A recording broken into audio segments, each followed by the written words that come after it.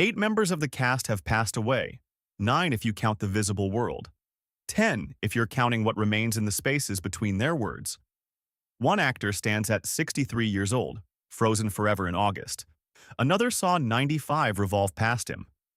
A third spent her final years watching television in silence, not as grandma, but as someone else entirely, someone the mirror no longer recognized. The ensemble that gathered in a converted apartment on Earth, that place between Orc and home, has fractured in ways the show's writers could never script. A name withheld from these opening thoughts, the brightest among them, the one who gave physics to chaos and wings to a room full of strangers, took his own exit without permission, without rehearsal, without a final scene. What remains is witness. What persists is the peculiar mathematics of nostalgia, where 8 funerals become a kind of afterlife, and the people who made you laugh become the people who make you count. Number 1. We have Robin Williams as Mork. Born in Chicago, raised by television and loneliness, he arrived at this show as an accident, a substitute, an extraterrestrial sent to Earth from the planet Orc, with a mission that was never about conquest. Williams made Mork speak in backward sentences and sound effects because that was the only true language, the language beneath language where pain and euphoria occupy the same syllable. He won 2 Emmys for this role, though the trophy collection meant nothing compared to the space he held in people's living rooms. He danced on ceilings and spoke truth that made audiences believe being alien was the most honest thing a person could do. By 2013, his mind was constructing false geometries. Hallucinations stalked him. Paranoia whispered suggestions. The doctors called it Parkinson's for a moment, then called it nothing at all until after he died. It was Lewy body dementia, a disease that eats you slowly, making you forget that you're being eaten. On August 11, 2014, at age 63, in Paradise Cay, California, Robin Williams exited his own narrative. He did not accept an offer from some superior being to depart with grace. He made a choice that came from a brain that was ceasing to recognize its own chemistry. The story of his death belongs to illness, not to choice. The show that made him famous became his eulogy. Number 2, we have Pam Dawber as Mindy McConnell. She was the center of gravity for a show that revolved around chaos. Where Mork bent time and logic, Mindy existed in straight lines, in the patience required to live in a small apartment and explain the rules of Earth to an alien. Dawber had the gift of stillness, not passivity, but the kind of presence that made every reaction matter. She never tried to match Williams's energy. She provided the necessary counterweight. Off-screen, she chose marriage over fame, choosing Mark Harmon in 1987 through the strangest courtship, a cold call. He made an actual telephone call and asked her to dinner. She did not pursue the machinery of celebrity. She stayed private, raised children, remained mostly out of sight. This counts as a form of courage in an industry designed to consume those who step away. To this day, she walks through life not as a former star, but as someone who knew when to hand the spotlight to someone else and never asked for it back. Number 3, we have Conrad Janis as Fred McConnell. He was the father, the moral center, the man who wore confusion like a comfortable sweater because the universe kept throwing aliens at him. Janis played Fred with a quiet dignity that suggested he'd seen many inexplicable things in his 60-odd years before Mork arrived. He was a jazz musician first, a trombonist who played in the margins of Hollywood, never quite needing it, never quite resenting it. When the show ended, he went back to music, to the life of a traveling player who happened to appear on television once. He lived to be 94, entering his final year on March 1, 2022, after organ failure reduced him to silence. What remains of Fred McConnell exists in the patience with which he accepted the impossible standing in his living room. Number 4, we have Elizabeth Kerr as Cora Hudson. Grandma was the wild one, the woman who rocked and rolled at an age when society suggested women should be invisible. Kerr, born in 1912, brought a kind of anarchic joy to a role that could have been mere decoration. She was 88 when she died on January 13, 2000. A woman who watched television evolve from radio, who saw the century turn, who played a grandmother who understood that the future might be worth dancing toward. Her final years dissolved into her own dementia, a cruel mirror of what would happen to Williams just over a decade later. Number 5, we have Tom Poston as Mr. Bickley, the downstairs neighbor, The man who complained through 54 episodes about the noise, about the disruptions, about a blonde woman and her impossible roommate destroying the quiet architecture of his life. Poston was a master of reactive comedy, the kind that made no sudden movements but nonetheless stole scenes through pure exasperation. He was born in 1921 and lived until April 30, 2007, when respiratory failure decided his fate at age 85. He had been an important actor, a working man of television, and he never demanded the center stage. Number 6, we have J. Thomas as Remo da Vinci. He appeared sporadically, a character who drifted through the series without becoming essential, yet his presence registered every time he arrived. Thomas had a way of playing ordinary men in extraordinary situations. He wore a dark sense of humor like a second skin.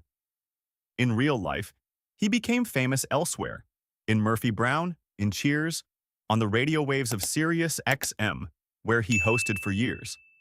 Then cancer came. On August 24, 2017, at age 69, surrounded by family in Santa Barbara, Thomas let go. He died of throat cancer, his voice eventually failing him, the very instrument that made his career. Number 7. We have Ralph James as the voice of Orson. You never saw him because he lived in sound waves, in the distorted frequencies that emanated from Mork's communicator to a being on another planet. James spent decades providing voices to cartoons, to commercials, to the invisible world of things that speak but have no face. He was born in 1924 and died on March 14, 1992. A quiet death for a man whose career was built on invisibility. He was 67 when his voice finally stopped transmitting. Number 8. We have Jonathan Winters as Mirth McConnell. In the later seasons, Winters arrived as Mork's son, literally hatched from an egg, physically adult but mentally a child. It was a perfect pairing. Winters brought his own brand of manic energy to the show, improvisation meeting. Improvisation, chaos dancing with chaos. Robin Williams revered him, called him his comedy Buddha, credited him as the ancestor of everything he knew about making people laugh. Winters died on April 11, 2013 at age 87 in Montecito, California. He died of natural causes, which is what we say when a body simply decides it has been alive long enough. Number 9. We have Robert Donner as Exodore. The leader of an invisible cult, the man who saw aliens coming and was correct, who had built a theology around visitors from space before the first visitor actually arrived. Donner was a character actor who spent 40 years in film and television, building a career out of small parts and memorable moments. He was born in 1931 and died on June 8, 2006, at age 75, from a sudden heart attack in his home in Sherman Oaks. He slipped away in his sleep, which is perhaps the kindest way the body can make its exit. Number 10. We have Jim Staahl as Nelson Flavor. Mindy's ambitious cousin, the politician, the man who represented the American hunger for power and status. Staahl was born in 1947 and appeared in seasons 2 and 3, his character providing a counterpoint to Mork's anarchic presence. Unlike so many others on this list, Staahl remains with us, still living, still part of the world that exists beyond the borders of this show. He carries the distinction of being the survivor, the one who watched everyone else leave the stage. The show itself lasted 4 seasons. It began on September 14, 1978, and concluded on May 27, 1982. In that time span, it generated a following that transcended its era and became a mechanism for making people believe that connection was possible, even between beings from opposite corners of the universe. It suggested that love could bloom where the laws of physics were mere suggestions, that a human woman and an alien could share an apartment and call it home. The cast gathered in front of cameras and created moments of television that moved into the collective memory. They were part of the machinery that made people want to be funny, to accept eccentricity, to understand that chaos could be navigated with intelligence and grace. Robin Williams became what he was supposed to be.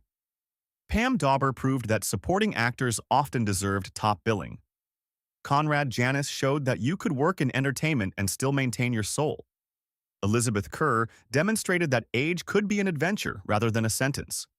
What was the show really about? It was about contact. Not the military kind, not the invasive kind, but the kind that happens when two people from entirely different worlds decide to share space. It was about the courage required to accept someone who operates according to principles you don't understand. It was about the strength of choosing connection over logic. The years have distributed these actors across time. Some found other work. Some found silence. Some found rest that came too early, others too late. The television set still holds their images. Mork still dances on the ceiling, still speaks backwards, still makes the world seem less certain and therefore more true. The show remains, which is the only immortality available to performers. What endures is the evidence that they were here, that they made something, that they gave their hours to the strange business of making strangers feel less alone. The apartment set has been dismantled. The planet Orc remains fictional. The audience that watched has grown older, some of them joining the cast in whatever comes after death. Mork and Mindy was a show about transformation, about being remade by contact with the other. It succeeded completely. It transformed everyone who touched it, and it was transformed in turn by their hands.